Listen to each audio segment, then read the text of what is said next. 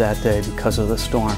When Ed said, "Everyone get in your cars now," I thought, we need to head out. Following that, we were home for a couple weeks, and we were called to assist with Hurricane Ike in Galveston. We actually worked out of a hospital there that had been closed and evacuated, but now was treating patients. Unfortunately, that hospital has never reopened. I think the team is much more aware right now, and we're much better prepared to deal with something instantly. We all keep our bags packed. We can't change the fact that there'll be hurricanes. We can't change the fact, unfortunately, that there'll be terrorist incidences.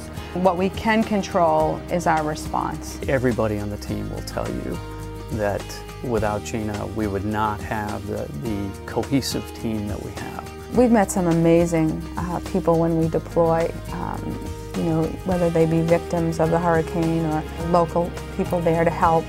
Many of them are very surprised when they're like, "So, where are you from?" And we're like, "Massachusetts." And they're like, "You came all the way down from Massachusetts to help us?" We do it because we're concerned about people in disaster areas. I always feel that I bring home more than I left behind. Just the experience, the people, that feeling of being able to make a difference.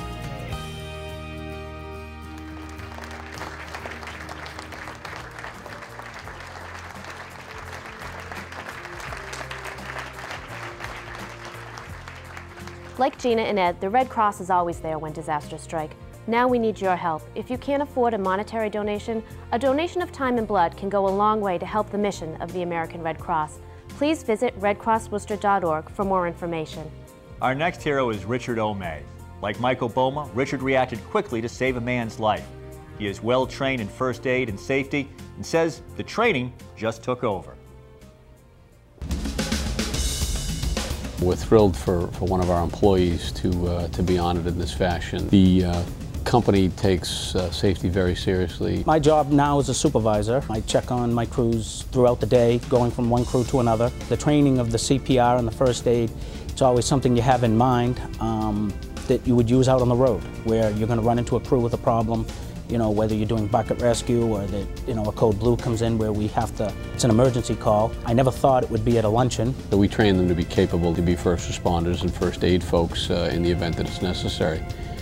In the case of Richard's situation, he was here at a luncheon that we were having. I was sitting at a table eating and just being aware of my surroundings. I saw one of my coworkers get up at another table and actually walk out from underneath the tent. It became apparent, I think, to Richard that something was wrong, and he was actually choking. So I got up and went over to him to ask him, you know, is everything okay? And as he turned around, he lifted his glasses up and his eyes were rolling.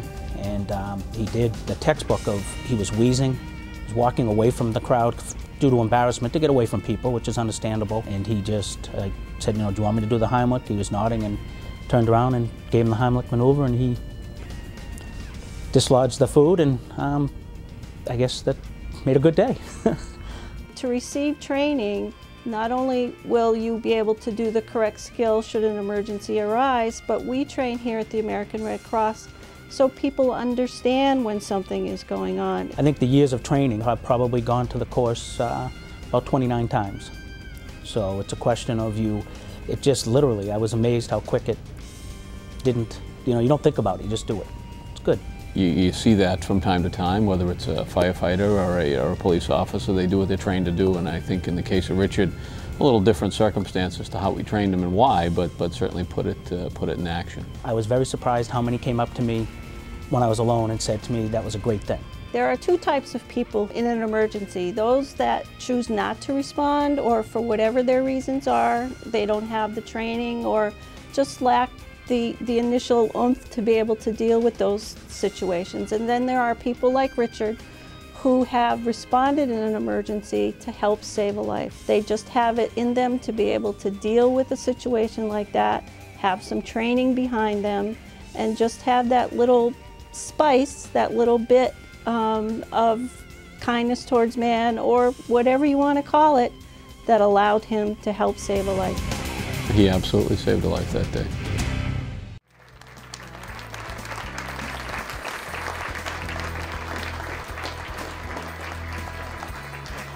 John Franco and Mike Lavoie are both Worcester firefighters who put their lives on the line every day. Today, John and Mike aren't being recognized for their day jobs, but rather for the projects they have taken on off-duty. The work John and Mike have done over the years has raised hundreds of thousands of dollars that have helped countless people in charities. Firefighter Steve Lupinacci represents one of those charities. He tells us about a few of the many contributions John and Mike have made. I guess I was asked to talk about some guys from Worcester Fire Department named John Lavoie and Mike Franco. I don't know you. I have no idea who the hell you guys are. I said, oh, wait a minute, wait, Mike Lavoie and John Franco. Oh, yeah, I do know them. That's right, I do know them. They are from Worcester. You want me to say something good about them? Say something about them? Let me think for a second. Oh, okay. They stink at golf, number one. And most importantly, they're Patriots fans. That should say enough about them as it is right then. All kidding aside, what brings us all together here is one very special camp, the Children's Burn Camp up in Union, Connecticut. I've gotten to know Mike and John over the last 5 years with their work with the road race and the amount of money that they donate each year to the Connecticut Burns Care Foundation. Back in 1999, of course, we had the cold storage warehouse fire. A bunch of guys got together and they decided they'd like to put together a road race in memory of 6 brothers that we lost. We look at our race as like 3 pieces of one pie. You know, one is to give back to different charities. One is to have a community event where people can get together and have a great time. And of course, the third reason would be to keep the memory alive of our brothers.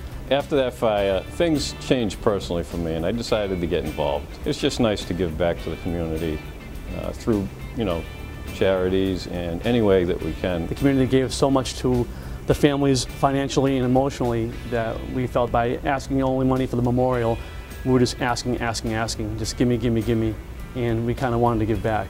That's when we decided to start picking new charities, of course the American Red Cross and the burn camp.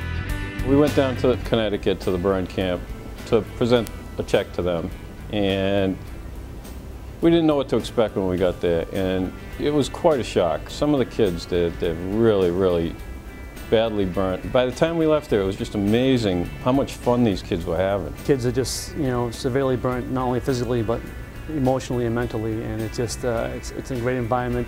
It's all volunteers. About $235,000 we've given out. It's the most meaningful money we've given out is for the burn camp, I feel. This building right here was our medical building. This is the building that the Worcester firefighters took on last year.